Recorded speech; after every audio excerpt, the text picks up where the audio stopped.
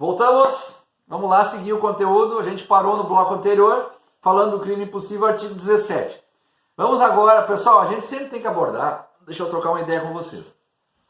Nós estamos seguindo, eu estou tentando seguir a sequência do código para facilitar o entendimento para vocês. Tá? Existe, como nós estamos falando de fundamentos do direito penal, nós temos que analisar também a doutrina. Então, alguns pontos no meio dos artigos, nós vamos trabalhar a doutrina porque nós temos que fazer isso baseado na nossa emenda. Nós vamos falar agora da teoria da tipicidade, tá? Está na nossa emenda da disciplina. Tipicidade que faz referência efetiva à necessidade de cada tipo penal ter a sua aplicabilidade. Bom, mas vamos analisar o que diz a doutrina sobre a teoria da tipicidade. Tá? A teoria da tipicidade considera, ou traz a referenda que o Estado não pode considerar uma conduta típica quando ela é fomentada e tolerada pelo Estado. Lembrando vocês, ou informando vocês, que considerar uma conduta típica é dizer que uma conduta é tipicamente penal punível. Não é típica de legal, ok, tá? Então, quando o Estado considera que aquela conduta é típica, é dizer que aquela conduta está errada, tá? Conduta típica do homicídio é do 121, conduta típica do estelionato 171, conduta típica e vai embora, tá? Então, a teoria da tipicidade defende que o Estado não pode considerar como típica uma conduta que é fomentada e tolerada por ele próprio, tá bom? Tá? Falando mais claramente, o que é permitido por uma norma do Estado não pode ser proibida por outra. Professor, ainda não entendi.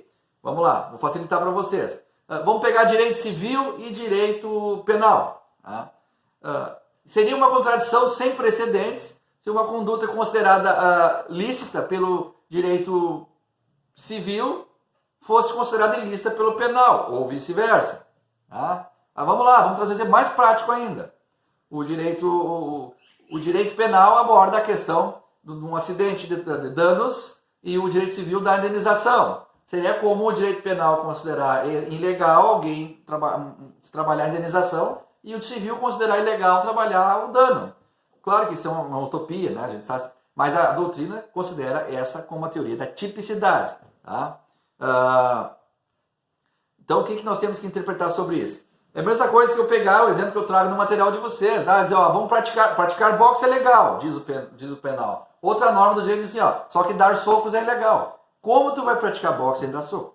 Então a teoria da tipicidade defende que é preciso que haja coerência e indicação de tipos que têm identificação com a ação efetivada. Tá? Ou seja, que existe uma sintonia jurídica em todas as normas. E é o que efetivamente que ocorre e é efetivamente o que, via de regra, existe. Tá? Então, para fechar essa parte, veja que a tipicidade penal, eu quero fazer um comentário bem breve, porque é uma coisa muito teórica, mas vocês têm que saber pelo menos o que existe. Tá? Então, quando a gente falar, professor, o que eu tenho que saber sobre tipicidade? Fora isso que tu disse. Nós temos que gravar uma coisa importante. Tá? Tipicidade penal, a teoria da tipicidade penal é aquela que trata e defende o enquadramento perfeito da conduta com o tipo. Conduta, tipo. Se eu cometi estelionato, qual é o meu tipo? Artigo 171 do Código Penal. Tá?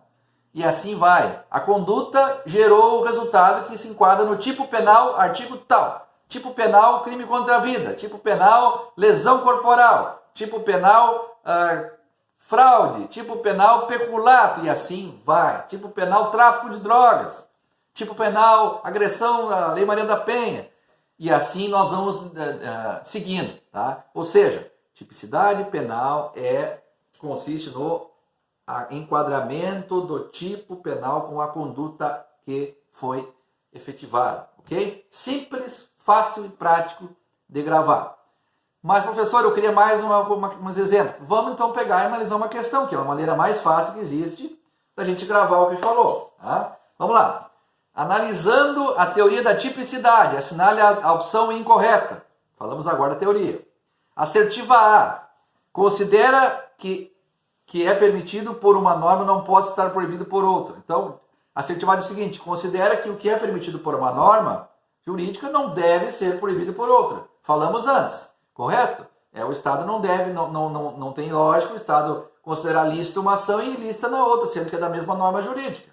Tá? Perfeito, assertiva A está correta. Assertiva B. Entende que o Estado não pode considerar como típica, punível, uma conduta que é fomentada ou tolerada pelo Estado. Ou seja, eu falei antes, não tem lógica o Estado considerar uma conduta punível se ele mesmo, em outra área, considera, outro ramo do jurídico, considera que essa conduta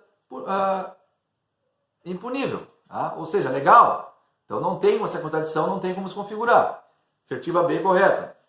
Assertiva C. Entende que seria contraditório autorizar a prática de uma conduta por considerar lícita e ao mesmo tempo descrevê-la como um tipo de crime.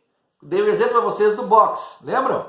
Não tem lógica autorizar a prática de boxe e considerar dar soco crime. Vem cá, mas que esquema é esse? Ah? Portanto, a assertiva C está plenamente justificada como correta. E a assertiva C, que por óbvio é a que está errada, diz o seguinte: tipicidade legal não consiste no enquadramento formal da conduta no tipo. Olha a assertiva. D. Tipicidade legal não consiste no enquadramento formal da conduta no tipo. Pessoal, é ao contrário. Tipicidade legal consiste, prega, defende e justifica e pede que seja feito o enquadramento formal da conduta executada baseada no tipo penal, no tipo, na norma. Ah, lembra que eu falei? Estelionato, conduta, tipo penal, artigo 171 e assim sucessivamente. Então a questão a ser marcada como correta na questão concursal sobre teoria da tipicidade é a assertiva D, que está errada, porque ela traz uma palavra a mais ali que inverte o sentido da questão. Tá, pessoal? Até o próximo bloco.